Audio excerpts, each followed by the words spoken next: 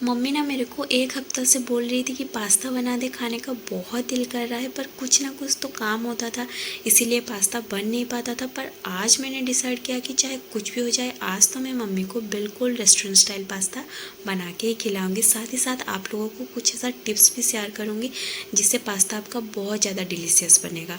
तो यहाँ पे देखिए मैंने कैसे 1 सेकेंड में सारा चॉपिंग कर लिया। अगर सच में अगर चॉपिंग करना इतना ईजी होता ना, खाना बनाना भी कितना आसान हो जाता। फिर मैंने यहाँ पे टमाटर और कॉर्न उबालने के लिए रखा था, ये भी अच्छे से उबल गया था।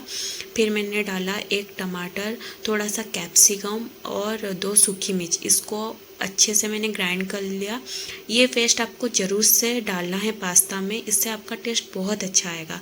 फिर पास्ता को मैंने 70% कुक किया था। फिर यहाँ पे डाला मैंने थोड़ा सा तेल, थोड़ा सा बटर, फिर मैंने डाल दिया गार्लिक। और आपके पास जो भी वेजिटेबल है आपके पसंद का, आप कोई भी डाल सकते हैं। अगर कुछ भी नहीं है तो फिर सिर्फ और सिर्फ आप प्याज भी डाल सकते हैं। फिर मैंने जो पेस्ट बना के रखा था इसको डाल दिया। फिर मैगी मसाला और थोड़ा सा पास्ता मसाला, आप चाहें तो पास्ता मसाला स्किप कर सकते हैं, पर मैगी मसाला आपको ज़रूर से डालना है। फिर मैंने डाल दिया पास्ता और थोड़ा सा टमाटो केचप, थोड़ा सा सोया सॉस, इसको थोड़ा अच्छे से मिक्स करने के बाद, और एक मेरा सीक्रेट इंग्रेडिएंट्स है जो कि मैं पास्ता में डालती हूँ, वो है कसूरी मेथी।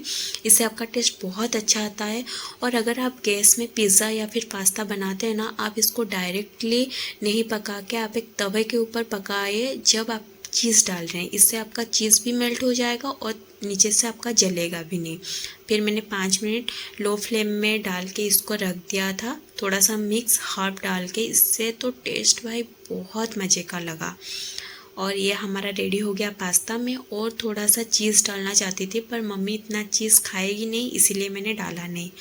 और यहाँ पे मेरा हो गया पोपट। मैं बहुत ही सुंदर तरीके से केचप डालना चाहती थी, पर वो हुआ नहीं। जो भी हो यार, पास्ता बहुत अच्छा बना था, मम्मी को भी बहुत पसंद आया। आप लोग भी खाइए और घर वालों को भी ज़रूर से खिलाएं।